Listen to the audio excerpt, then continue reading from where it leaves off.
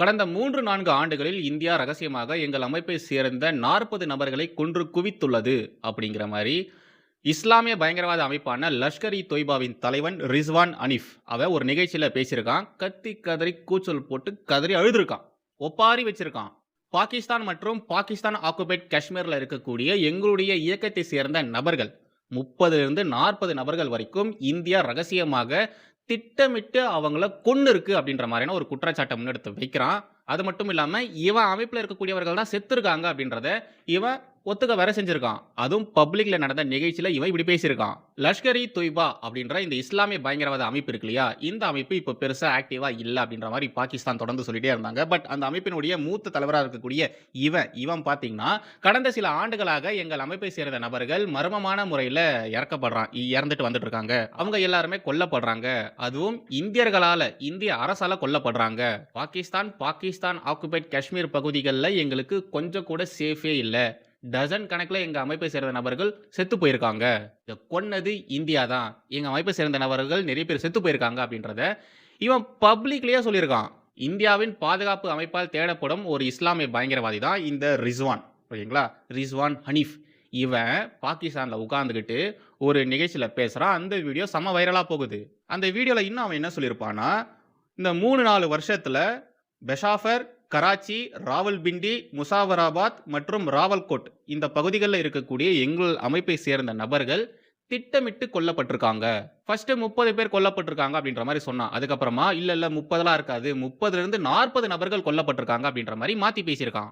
செத்தவங்க எல்லாருமே லஷ்கர்-இ-தொய்பா என்ற இந்த இஸ்லாமிய பயங்கரவாத அமைப்பை சேர்ந்தவர்கள் தான் அப்படின்றத இவன் உறுதிப்படுத்தியிருக்கான். பாகிஸ்தான்ல ஒரு இடத்துல ஒரு நிகழ்ச்சி ஒன்று நடக்குது. அந்த நிகழ்ச்சிக்கு இந்த இஸ்லாமிய பயங்கரவாதி போறான்.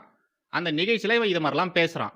எங்கள் அமைப்பை சேர்ந்தவர்கள் சாகுறாங்க, இந்தியர்களால கொல்லப்படுறாங்க, எங்களுக்கு பாகிஸ்தான்ல பாதுகாப்பே இல்ல அப்படின்ற மாதிரி இவனே ஒத்துக்கிறான். லாஸ்ட் 4 இயர்ஸ்ல மட்டும் பெஷாவர்ல ஒருத்தன், கராச்சில ஒருத்தன், ராவல்பிண்டில ஒருத்தன், முசாஃபராபாத்ல ஒருத்தன், ராவல்கோட்ல ஒருத்தன்னு நம்ம அமைப்புல இருக்கக்கூடிய 30 நபர்களை இந்திய உளவுத்துறையில இருக்கக்கூடிய நபர்கள் கொன்னுருக்கானுங்க அப்படின்ற மாதிரி ஒரு குற்றச்சாட்டை இவன் அந்த நிகழ்ச்சியில முன்னெடுத்து வைக்கிறான். லஷ்கர்-இ-தொய்பா என்ற இந்த இஸ்லாமிய பயங்கரவாத அமைப்பு இருக்கு இல்லையா? இந்த அமைப்பு இப்ப ஆக்டிவா இல்ல. இந்த அமைப்பை கலைச்சிட்டாங்க. இந்த அமைப்புல இருந்த நபர்கள் யாரும் இப்ப ஆக்டிவாலாம் இல்ல அப்படின்ற மாதிரி தொடர்ந்து பாகிஸ்தான் சொல்லிட்டே இருந்துச்சு. ஓகேங்களா? இப்ப என்னடான்னா, இந்த அமைப்பின் தலைவன் நான் தான். நானே சொல்றேன். நம்ம அமைப்புல இருக்கக்கூடிய நபர்கள் செத்து போயிட்டாங்க. அதுக்கு பின்னாடி இந்தியா தான் இருக்கு அப்படின்ற மாதிரிலாம் சொல்லிட்டு இருக்கான். இந்த இஸ்லாமிய பயங்கரவாதி ஹனீஃப் இருக்கா இல்லையா? இவன் பேசினதெல்லாம் வச்சு பார்க்கும்பொழுது, இந்த லஷ்கர்-இ-தொய்பா என்ற இஸ்லாமிய பயங்கரவாத அமைப்பு இன்னும் ஆக்டிவோட தான் இருக்கு. பாகிஸ்தான் ஆக்குபைட் காஷ்மீர்ல இன்னும் இவங்க ஆக்டிவா தான் இருக்காங்க. இவங்களுடைய நபர்கள் இன்னும் எல்லா இடத்துலயுமே பறந்து விரிந்து தான் இருக்காங்க அப்படின்றது ப்ரூவ் ஆகுது. அப்ப இவ்வளவு நாள் இந்த உலகத்துக்கு பாகிஸ்தான் சொன்ன இந்த விஷயமானது பொய். லஷ்கர்-இ-தொய்பா என்ற இஸ்லாமிய அமைப்பு இல்லன்னு சொன்னா இல்லையா? அது பொய். அந்த இஸ்லாமிய பயங்கரவாத அமைப்பு இப்போ வரைக்கும் ஆக்டிவா தான் இருக்கு. வேற யாராச்சும் சொல்லியிருந்தா கூட இந்த ஒரு விவகாரமானது இவ்வளவு பெருசா வெடிச்சிருக்காது. அந்த லஷ்கர்-இ-தொய்பாவின் தலைவன் ரிஸ்வான் அவனே சொல்லியிருக்கான். அவனே சொல்லியிருக்கான். இந்தியாவின் உளவுத்துறை நாட்டின் எல்லையை கடந்து இன்னொரு நாட்டுக்குள்ள போய் அந்த நாட்டின் பிரஜைகளை கொல்றாங்க அப்படின்ற மாதிரி ஒரு குற்றச்சாட்டு. இது சாதாரண குற்றச்சாட்டு கிடையாது. இது உலக பார்வையில வேற ஒரு பிம்பத்தை இந்தியாவிற்கு உருவாக்கும். இந்தியா பாருங்க வேற ஒரு நாட்டுக்குள்ள புகுந்து இன்னொருத்தவங்களை கொல்றாங்க அப்படின்ற மாதிரியான ஒரு ப்ரொஜெக்ஷன் வரும். சோ உடனடியாக நம்முடைய இந்திய அரசு என்ன பண்ணாங்க? இந்த ஒரு வீடியோ வைரல் ஆயிட்டு இருந்தது இல்லையா? இந்த ஒரு வீடியோவை எடுத்து போட்டு அந்த வீடியோல பேசக்கூடிய அந்த ஒரு நபர், அந்த ரிஸ்வான், லஷ்கர்-இ-தொய்பாவின் தலைவன் ரிஸ்வான் இருக்கா இல்லையா? அந்த நபர் இந்திய அரசால் தேடப்படும் ஒரு இஸ்லாமிய பயங்கரவாதி தான். பட் அவன் அந்த இடத்துல பேசக்கூடிய விஷயங்கள் எல்லாமே பொய், ஆதாரமற்றவை. அது யாரும் பெருசா எடுத்துக்காதீங்க. அவன் சொல்லக்கூடிய விஷயங்களுக்கு எந்த விதமான சான்றுகளும் கிடையாது. ஆனா அவன் தேடப்படும் ஒரு இஸ்லாமிய பயங்கரவாதி அப்படின்ற மாதிரி நம்முடைய இந்திய அரசு சொல்லியிருக்கு. அது மட்டும் இல்லாம இவன் சொன்ன ஒரு விஷயமானது ரொம்ப ரொம்ப முக்கியமானது. ஒரு பெரிய குற்றச்சாட்டை முன்னெடுத்து வைக்கிறான். இந்தியா எல்லை தாண்டி இன்னொரு நாட்டுக்குள்ள இருக்கக்கூடிய பிரஜைகளை கொல்றாங்க அப்படின்ற மாதிரி சொல்லியிருக்கான். சோ அதுக்கு பதிலடி கொடுக்கிற வகையில நம்முடைய அதிகாரிகள் என்ன சொல்லியிருக்காங்கன்னா, இந்தியா எப்பவுமே சட்ட திட்டங்களுக்கு உட்பட்டு தான் இருக்கும். எப்பவுமே எல்லையை கடந்து இன்னொருத்தவங்களை போய்லாம் டார்கெட் பண்ணிலாம் கொல்லாது. சோ அவன் பேசக்கூடிய விஷயங்கள் எல்லாமே பொய் அப்படின்ற மாதிரி ரெஸ்பான்ஸும் பண்ணியிருக்காங்க. இப்போ எனக்கு வரக்கூடிய கேள்வி என்னன்னா, இந்த ரிஸ்வான் இருக்கா இல்லையா? இவன் இன்னும் எவ்வளவு நாளைக்கு உயிரோட இருக்க போறான்? ஏன்னா பெருசா ஆக்டிவா இல்லாத பட் பயங்கரவாத தாக்குதல்ல ஈடுபட்ட நபர்கள் எல்லாருமே சாகுறானுங்க. அந்த அமைப்பை சேர்ந்தவர்கள் நிறைய பேர் செத்துருக்கானுங்க. அந்த அமைப்பை சேர்ந்த தலைவன் இந்த ரிஸ்வான் தேடப்படும் இஸ்லாமிய பயங்கரவாதி. இவன் வெளிப்படையா தைரியமா நான் தான் தலைவன், நம்ம அமைப்புல இவ்வளவு பேர் செத்துருக்காங்க, அதுக்கு காரணம் இந்தியா தான்னு சொல்றான். இவன் எவ்வளவு நாளைக்கு உயிரோட இருப்பான்? அந்த அன்னவுன் கன்மேன் அவரும் நான் சத்தியம் பண்ணி சொல்றேன். கண்டிப்பா இவன் பேசின அந்த இடத்துல நம்மளுடைய கிடையாது. அன்னவுன் கன்மேன் கண்டிப்பா இருந்திருப்பாரு. சொல்லலாமே, தைரியமா சொல்லலாமே. நம்ம ஆளு தான். அன்னவுன் கன்மேன் நம்ம ஆளு தான் அப்படின்ற மாரி தைரியமா சொல்லலாமே. ஏன் அதுல ஒரு தயக்கம் அப்படின்ற ஒரு கேள்வி உங்களுக்கு வரும். தயக்கம்லாம் ஒண்ணும் கிடையாது. ஆமான்டா நாங்க தான்டா கொன்னோம்னு சொல்லிட்டு போறதுக்கு எவ்வளோ நேரம் ஆகும்? பட் நம்முடைய இந்திய அரசு என்ன சொல்லுது? நாங்க அத மாரிலாம் பண்ண மாட்டோம்ன்னு சொல்றாங்க இல்லையா? நாம நம்முடைய அரசு அரசு சொல்லக்கூடிய விஷயங்கள், அரசுக்கு இருக்கக்கூடிய மரியாதைய வந்து பார்த்தீங்கன்னா, நாமளும் மதிக்கணும். அவங்க ஒரு விஷயத்த பொதுவெளியில பேசுறாங்கன்னா, நாம அந்த ஒரு விஷயத்துக்கு மதிப்பு, மரியாதை தரணும். ஸோ எதுவுமே ப்ரூவன் ஆகல. அன்னவுன் கன்மேன் யாரு? எந்த நாட்டை சேர்ந்தவர்? அவரு இஸ்ரேலை சேர்ந்தவரா? மொசாத்தை சேர்ந்தவரா? ராவை சேர்ந்தவரா? அப்படின்றதெல்லாம் யாருக்குமே தெரியவே தெரியாது. ஃபர்ஸ்ட் ஆஃப் ஆல் அவர் உளவாளியான்னே தெரியாது. ஏன்னா செத்தவனுங்க எப்படி செத்தானுங்க அப்படின்றது மட்டும் தான் தெரியுமே ஒழிய, யாரு சாகடிச்சாங்க அப்படின்றது இப்ப வரைக்கும் சொல்லப்படல. கண்டுபிடிக்க முடியல. எவனாலயும் கண்டுபிடிக்க முடியல. அப்படி இருக்கும் பொழுது, நெறைய தியரீஸ் வந்து வந்துகிட்டே தான் இருக்கும். இவங்களா இருக்கலாம், அவங்களா இருக்கலாம். ஒரு ஃபைனல் கன்க்ளூஷன் வர வரைக்கும் யார் வேணாலும் என்ன வேணாலும் சொல்லலாம். அப்படிதான் இந்த ரிஸ்வான் இவன் இந்திய உளவுத்துறையால கொல்லப்பட்டிருக்காங்க அப்படின்ற மாரி சொல்லிட்டு இருக்கான். அதுக்கு நம்முடைய அரசு எதிர்ப்பு தெரிவிக்குது. அதனால நாமளும் அவர் இந்தியன் கிடையாது. இந்திய அரசால இப்படிப்பட்ட நிகழ்வுகள்லாம் நடக்கல அப்படின்ற மாரி தான் சொல்லணும். ஓகேங்களா? புரிஞ்சதுங்களா? கடந்த ஒரு சில ஆண்டுகளாக இந்த லஷ்கர் இ தொய்பா, ஜெய்ஷ் இ முகமது, ஹிஸ்புல் முஜாஹிதீன் இத மாரியான இஸ்லாமிய பயங்கரவாத அமைப்புகள், பாகிஸ்தானை தலைமையிடமாக கொண்டு இயங்கக்கூடிய இஸ்லாமிய பயங்கரவாத அமைப்பை சேர்ந்த நபர்கள் அன்னவுன் கன்மேனால சுட்டுக் கொல்லப்படுறாங்க. அடையாளமே தெரியல. திடீர்னு வண்டியில வராங்க, சுட்டு கொன்ட்டு போயிட்டே இருக்காங்க. யார் என்னன்னு இப்ப வரைக்கும் கண்டுபிடிக்கல. கண்டுபிடிக்க இவனுங்களால முடியல. எந்த கேஸுமே இன்னும் முடியல. எல்லாமே மிஸ்டரியாவே இருக்கு. யாரு கொன்னா? எதுக்காக கொன்னா? ஒரு எழவும் தெரியல. ஆனா செத்தவனுங்க எல்லாருமே இஸ்லாமிய தீவிரவாதிகள் தான். இந்தியால நடந்த ஒவ்வொரு இஸ்லாமிய பயங்கரவாத தாக்குதலுக்கு பின்னாடி இருக்கக்கூடிய நபர்கள் தான். இவனுங்கலாம் செத்துருக்கானுங்க. ஸோ ஊடகங்கள் மற்றும் பாகிஸ்தான்ல இருக்கக்கூடிய ஊடகங்கள், அப்புறம் இங்கேயே இருக்கக்கூடிய லெஃப்ட் ஐடியாலஜியை சேர்ந்த ஜேர்னலிஸ்ட்டுகள் இவனுங்கலாம் பார்த்தீங்கன்னா, அன்னவுன் கன்மேன். துரந்தர படம் வேற வந்தது. அந்த படம் வரலனா கூட பரவால்ல. அந்த படத்துல வர மாரியான விஷயங்கள்லாம் நடந்துகிட்டு தான் இருக்கு. ஏற்கனவே அஜித் தோவல் இப்படிப்பட்ட விஷயங்கள் செஞ்சுட்டு தான் இருக்காரு அப்படின்ற மாரிலாம் இவனுங்க பேச ஆரம்பிக்கிறானுங்க. பேசுறானுங்க. இந்தியா தான் கொன்னு இருக்கு அப்படின்ற மாரி இவனுங்க அழுத்தம் திருத்தமா சொல்றாங்க. பட் ஆதாரம் அப்படின்றது இல்ல. வித்தவுட் ப்ரூஃப் இவனுங்க இந்தியா மீது அலிகேஷன்ஸ அடுக்கிட்டே போறானுங்க. 2014க்கு அப்புறமா பாகிஸ்தான் மிகப்பெரிய வீழ்ச்சிய சந்திக்க ஆரம்பிச்சது. அதுக்கான காரணம் 2014ல நடந்த தேர்தல்ல பாஜக வின் பண்ணிச்சு. முக்கியமா பாரத பிரதமராக மோடி வந்தாரு.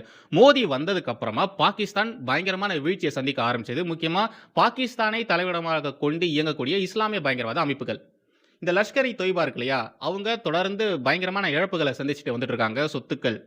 சொத்துக்கள் எல்லாமே போயிட்டு இருக்கு. நபர்கள் கொல்லப்படுறாங்க. தலைவர்கள் மாற்றப்படுறாங்க. இது மாரியான விஷயங்கள இப்போ கரண்ட் லீடரா இருக்கக்கூடிய இந்த ரிஸ்வான் ஒத்துக்கிறான். வெளிப்படையா ஒத்துக்கிறான். நாம இழப்புகள சந்திச்சிருக்கோம். நெறைய பேர் நம்ம அமைப்பை சேர்ந்தவர்கள் செத்துருக்காங்க. நமக்கு இங்க பாதுகாப்பு இல்ல அப்படிங்கிறத அவனே ஒத்துக்கிறான். அவன் வாயாலேயே சொல்றான். இவன் அந்த நிகழ்ச்சியில பேசும்பொழுது வெறும் இது மாரியான கருத்துக்கள் மட்டும் அவன் சொல்லல. அண்ட் ஆல்சோ எப்பவுமே இந்த அடிப்படைவாத இஸ்லாமிய பயங்கரவாதிகள் என்ன பண்ணுவானுங்க? மற்ற மதத்த தாக்கி பேசுவானுங்க. அவனுங்களுக்கு ஹிந்துக்கள கண்டா ஆகாது, யூதர்கள கண்டா ஆகாது. ஸோ எப்பொழுதும் போல இவனுடைய ஸ்பீச்ல ஆன்டி ஹிந்து, ஆன்டி ஜியூஸ் அந்த கருத்துக்கள் எல்லாமே பேசியிருக்கான். இவன் பேசக்கூடிய விஷயங்கள கேட்டா நமக்கே ஆத்திரம் வரும். அது எப்புட்றா நீ எங்களுடைய தெய்வங்கள இப்படி பேசலான்ற மாரி ஆத்திரம் வரும். ஆத்திரம் வரணும். நம்ம கோபம் அடையணும் அப்படின்றதுக்காக தான் அவன் அப்படி பேசியிருக்கான். இவனுடைய ஸ்பீச்ல ஒரு இடத்துல என்ன சொல்லியிருப்பான்னா, லா இலாஹ இல்லல்லாஹ் லா இலாஹ இல்லல்லாஹ் அப்படின்ற ஒரு ஸ்லோகன சொல்லிட்டு, நாம அத மட்டும் தான் நம்பணும். நாம ஹனுமார நம்பக்கூடாது, ராமர நம்பக்கூடாது, கிருஷ்ணர நம்பக்கூடாது, ஹிந்து மத கடவுள்களை நம்பக்கூடாது. அண்ட் இந்த ஹிந்துக்கள் பசுவ வணங்க சொல்றாங்க. பசுவெல்லாம் அவங்க வணங்குறாங்க. அது மாரிலாம் நம்ம செய்யக்கூடாது. யூதர்கள் கன்னுக்குட்டிய வணங்குறாங்க. நாம அத மாரிலாம் செய்யக்கூடாது. அவனுங்க செய்ற இந்த காரியத்த எதுவுமே நம்ம செய்யக்கூடாது. நமக்கு இருக்கிறது ஒண்ணே ஒண்ணு தான். ஒரே ஒரு கடம தான். நாம நம்ப வேண்டியது ஒரே ஒரு கடவுள மட்டும் தான். இ லா இலாஹா இல்லல்லாஹ் அது மட்டும் தான் நம்முடைய ஒரே ஸ்லோகன் அப்படின்ற மாரி இவன் அந்த ஸ்பீச்ல சொல்லியிருக்கான். இவன் ஸ்பீச்ச நீங்க கேட்டீங்கன்னு வச்சுக்கோங்களேன், அதுல முழுக்க வெறுப்பு மட்டும் தான் இருக்கும். ஹிந்துக்கள் மீது, யூதர்கள் மீது இருக்கக்கூடிய வெறுப்ப மட்டும் தான் அவன் காட்டுறான். அது மட்டும் இல்லாம, இவனுங்க செய்யக்கூடிய இந்த பயங்கரவாத தாக்குதல்கள் இருக்கு இல்லையா? பயங்கரவாத விவகாரங்கள் இருக்கு இல்லையா? இதெல்லாம் சரிதான். இஸ்லாமிய பார்வையிலிருந்து நாங்க செய்யக்கூடிய விஷயங்கள் எல்லாமே சரிதான். இதுல எந்த விதமான தவறும் கிடையாது. எங்களுடைய லட்சியத்தை அடைவதற்கு நாங்க ஒருத்தவங்கள குண்டு வச்சு கொன்னாலோ, மற்றவர்கள கழுத்தறுத்து கொன்னாலோ அதுல தப்பே கிடையாது அப்படின்ற மாரி இவன் பயங்கரவாதத்த டிஃபெண்ட் பண்றான்.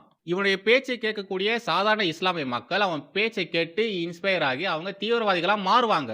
இவன் இன்னொரு கொடுமையான விஷயத்தையும் பண்றான். என்ன பண்றான்னா, நம்மளுடைய மார்க்கம் இப்படிப்பட்ட விஷயத்த தான் செய்ய சொல்லுது. நாம இத தான் செய்யணும். நீங்க இது மாரியான விவகாரங்கள் செய்யலன்னா, அதாவது பயங்கரவாதிகள் செய்யக்கூடிய விஷயத்த செய்யலன்னா, நீங்க இஸ்லாமியரே கிடையாது. இஸ்லாமியம் என்ற அந்த ஒரு மார்க்கத்த இவன் தீவிரவாத மார்க்கம், பயங்கரவாதிக மார்க்கம் அப்படின்ற மாரி இவன் போர்ட்ரேட் பண்றான். ஒரு மதத்த இவன் பயங்கரவாத மதம் அப்படின்ற மாரி இவன் குவாட் பண்றான். நம்ம மதத்துல இதெல்லாம் சொல்லியிருக்கு. நீங்க இதன்படி தான் நடந்துக்கணும். இப்படி தான் இருக்கணும். அப்படின்ற மாரி இவன் வெளிப்படையா சொல்றான். ஒரு மதத்தையே தீவிரவாத மதமா இவன் மாத்துறான். இவன் லஷ்கர் இ தொய்பா என்ற இஸ்லாமிய பயங்கரவாத அமைப்பினுடைய தலைவன். இவன் இவன் சார்ந்த மதத்த ஒட்டுமொத்தமாவும் இந்த மதமானது தீவிரவாத மதம் தான் அப்படின்ற மாரி இவன் சொல்றான். இதோ பாருங்க, இந்தியர்களா இருக்கக்கூடிய நாம இஸ்லாமியர்கள இஸ்லாமியராக தான் பார்க்கிறோம். ஆனா, இந்த இஸ்லாமிய பயங்கரவாத அமைப்பை சேர்ந்த இவன் என்ன பண்றான், ஒட்டுமொத்த இஸ்லாமிய மதமும் தீவிரவாத மதம் தான். அத சொல்லக்கூடிய விஷயத்த கண்டிப்பா நீங்க செய்யணும்னு சொல்றான். மதத்தையே இவன் தீவிரவாதமாக்குறான். இத பத்தி ஏன் யாரும் இங்க பெருசா பேசவே மாட்டேன்றாங்க? எனக்கு எனக்கு உண்மையாலே புரியல. இஸ்லாமியர்கள் எல்லாரும் அப்படிலாம் ஒண்ணும் கிடையவே கிடையாது. இந்தியால இருக்கக்கூடிய இஸ்லாமியர்கள் அத மாரி கிடையவே கிடையாது. யாரும் அத மாரிலாம் நடந்துக்கவே மாட்டாங்க. ஒரு சில பேர் பிரெயின் வாஷ் செய்யப்பட்டிருக்கக்கூடிய அந்த அடிப்படைவாத இஸ்லாமிய பயங்கரவாதத்தை ஏற்றுக்கொண்டிருக்கக்கூடிய நபர்கள் மட்டும் தான் அது மாரி கேடுகெட்ட காரியங்கள்ல இறங்குறாங்க. பட் இங்க மோஸ்ட்லி இந்தியால இருக்கக்கூடிய இஸ்லாமியர்கள்ல 99% பேர் இந்தியர்களாக தான் இருக்காங்க. இந்த நாட்டின் மீது பற்றோடு இருக்கிறவங்களா தான் இருக்காங்க. பட் ஒரு சில பேர் இந்த சோசியல் மீடியால அவங்களுக்கு ஃபேம் வேணும், புகழ் வரணும், மத்தவங்க நம்மள கவனிக்கணும் அப்படின்றதுக்காக, இந்த அட்டென்ஷன் சீக்கிங்காக சில தேவையில்லாத கருத்துக்கள்லாம் பதிவு பண்றாங்க. அவங்களை தவிர்த்து மிச்சம் இருக்கக்கூடிய நபர்கள்லாம் பார்த்தீங்கன்னா, நம்மள மாரி தான் அவங்களும் இருக்காங்க. நமக்கும் அவங்களுக்கும் பெருசா எந்த விதமான வித்தியாசமும் கிடையாது. அவங்க பரதாவ கழட்டிட்டாங்கன்னு வச்சுக்கோங்களேன், அவங்க குல்லாவ கழட்டிட்டாங்கன்னு வச்சுக்கோங்களேன், அவங்க இஸ்லாமியர்கள்னு நம்மளால சொல்ல முடியாது.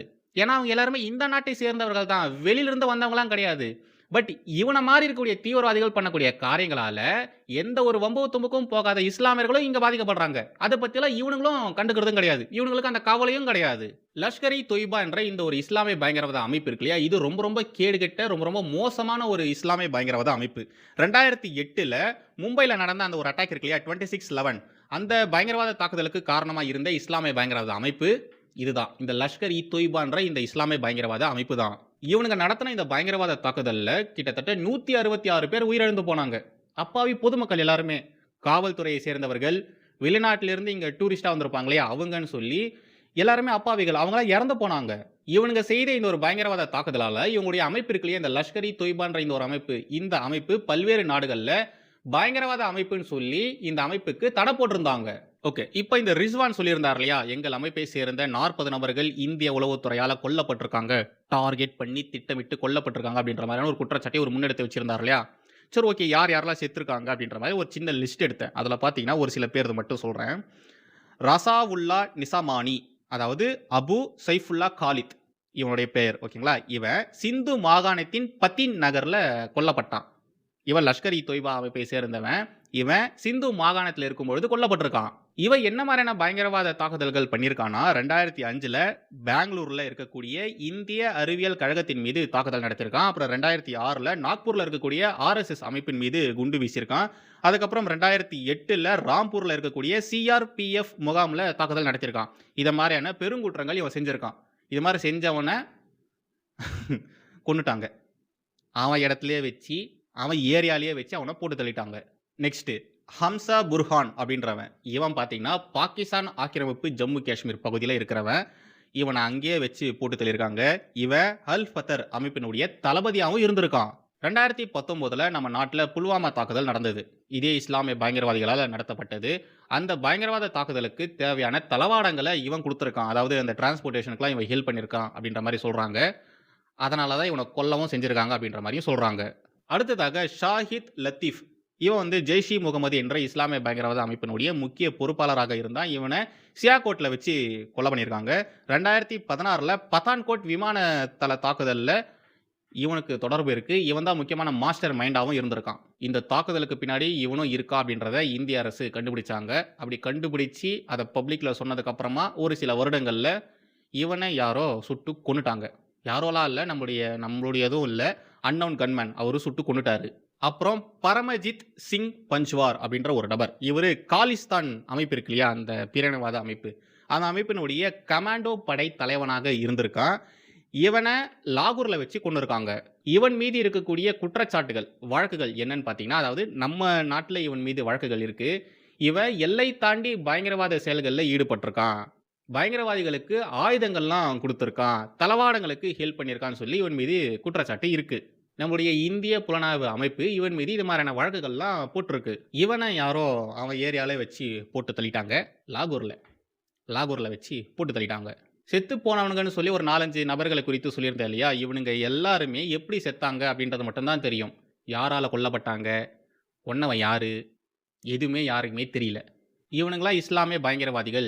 இவனுங்கலாம் நம்ம நாட்டுல நடந்த பயங்கரவாத தாக்குதலுக்கு பின்னாடி இருக்கிறவனுங்க அப்படின்ற மாரி பொதுவெளியில சொன்னதுக்கு அப்புறமா இவன போட்டு தள்ளியிருக்காங்க.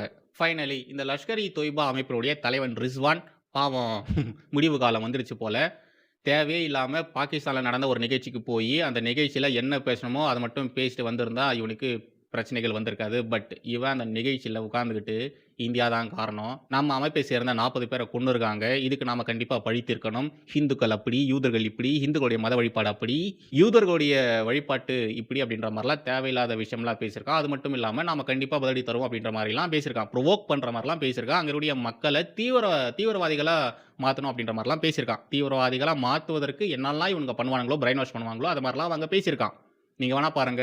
இன்னும் ஒரு சில தினங்கள்ல அன்னவுன் கன்மேன் இந்த ரிஸ்வான், லஷ்கர் இ தொய்பா என்ற இஸ்லாமிய பயங்கரவாத அமைப்பின் தலைவனா இருக்கக்கூடிய இந்த ரிஸ்வான போட்டு தள்ளுவாங்க. போட்டு தள்ளுவாங்க. நீங்க வேணா பாருங்க.